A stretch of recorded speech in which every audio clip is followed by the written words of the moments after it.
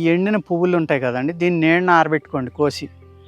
ఆరిపోయిన తర్వాత చూర్ణం చేసుకోండి. సమానంగా మిరియాల చూర్ణం కూడా కలుపుకుని మీరు నీళ్ళు జిమ్మి కూడా మాత్రలు చేసుకోవచ్చండి. అందులో పేస్ట్ లాగా చేసుకుని మీకు ఈ మాత్రలు వేసుకోవడం వల్ల కీళ్ళ నొప్పులు, ఉబ్బసము, దగ్గులు అనేక రకాలుగా తగ్గుతాయండి. కానీ ఈ జిల్లేడు పూలు అతిగా వాడామనుకోండి, చెప్పిన మోతాదు కాకుండా ఎక్కువ వాడారనుకోండి, కొంచెం మ్యాన్ పవర్ తగ్గుతుందండి.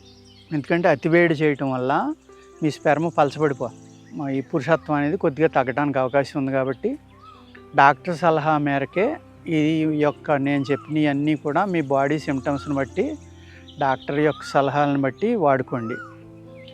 అర్థమైంది కదండి. ఎండిన మొగ్గలను కూడా మీరు అదే విధంగా చేసుకోవచ్చు. మనిషికి రోగ బలిమిని బట్టి ఇవ్వాలండి. అంటే శాస్త్రంలో ఏమి రాస్తా అంటే రోగ బలిమి అని ఎందుకు రాస్తాడు అంటే, కొంతమందికి అప్పుడే స్టార్ట్ అయ్యి ఉండొచ్చండి, కొంతమందికి ఏమో మీడియంగా ఉండొచ్చు, కొంతమందికి పీక్గా వెళ్ళిపోయింది అంటే ఇంకా అస్తమాను దగ్గర రావడం, ఊపిరి ఆడకపోవడం, ఇలాగ ఆ గుణాన్ని బట్టి అదే వెయిట్, బాడీ వెయిట్ని బట్టి కూడా మనం మాత్ర నిర్ణయించుకోవాలండి. ఆ విధంగా మనం మాత్ర నిర్ణయించుకుని ఈ యొక్క మందుని వాడుకోవాలండి. అదేవిధంగా దీని పాలకి అనేక రకాల గుణాలు ఉన్నాయండి. ఇప్పుడు దీని పాలు గుణాలు మాట్లాడుకుందామండి.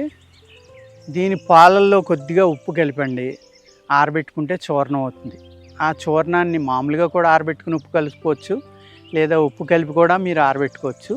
తర్వాత దాన్ని మెత్తని చూర్ణంగా నూరుకుని కానీ, లేకపోతే బఠానీ గింజ అంతా మాత్ర కానీ కట్టుకుని దీన్ని ఉదయం సాయంత్రం వేసుకుంటే, అదేవిధంగా ఆ పాలల్లో ఉప్పు కలిపి తీసినప్పుడు పలచగా ఉండగా కూడా మీరు పక్షవాతం వచ్చిన అవయవాల మీద కానీ, నొప్పులు ఉన్న అవయవాల మీద కానీ, వాపు ఉన్న అవయవాల మీద కానీ దాన్ని రాసి మీరు చేసినట్టయితే చాలా అద్భుతంగా మీకు ఇది నొప్పుల్ని తగ్గించడంలో, వాతాన్ని తగ్గించడంలో ముందరే చెప్పాను ఈ చెట్టు గురించి చాలా వేడి చేస్తుందని. అందుకు వాత వ్యాధుల మీద అద్భుతంగా పనిచేస్తుందండి. ఆ విధంగా మీరు వాడుకోవచ్చు. దానినే మీరు ఒక బఠానీ గింజ అంత కనుక ఉదయం సాయంత్రం తీసుకుంటే ఫ్రీ మోషన్ అవుతుంది. అలాగే కుష్టు వ్యాధులు తగ్గుతాయి, అంటే చర్మవ్యాధులు తగ్గించడానికి కూడా పనిచేస్తుందండి. ఇది అజీర్ణం బ్రహ్మాండంగా తగ్గుతుందండి, మంచి జీర్ణశక్తిని కూడా ఇస్తుంది. కానీ దీనివల్ల చెప్పాను కదా ఇందాక సైడ్ ఎఫెక్ట్లు, అతి వేడి ప్లస్ ఏదైతే స్పెర్మ్ ఉందో అది పలచబడటం, వాటి వల్ల కొన్ని నష్టాలు ఉన్నాయన్నాను కదండి. అవి ఏమీ లేకుండా మీరు చేయాలంటే, అటువంటి లక్షణాలు మీకు కనపడినప్పుడు నీలి ఆకు ఉంటుందండి, నీలి ఆకు పౌడరు కొంచెం నీళ్ళలో కలుపుకుని కషాయం కలుపుకుని తాగినా, పచ్చిది దొరికితే దాని రసం, వెరీ సింపుల్. ఏంటంటే చల్లని నీళ్లు, కుండలో నీళ్ళు కానీ ఫ్రిడ్జ్లో కానీ తీసుకుని పటిక బెల్లం చూర్ణం కలుపుకుని తాగండి. ఉదయం ఒక గ్లాసు, సాయంత్రం ఒక గ్లాసు. దీని యొక్క సైడ్ ఎఫెక్ట్లు అన్నీ కూడా తగ్గిపోతాయండి. అర్థమైంది కదండి. ఈ రకంగా మీరు జిల్లేడు చెట్టు యొక్క అంగాల్ని వాడుకోవచ్చు.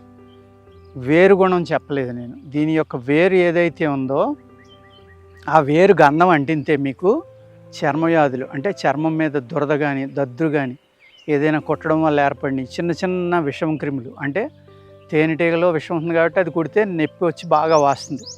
అదేవిధంగా కందిరీగ, దోమ, ఇటువంటి తేలుకాటుకు కూడా దీని యొక్క వేరు పనిచేస్తుందండి. దీని గంధం తీసి దళసరిగా అంటించాలి.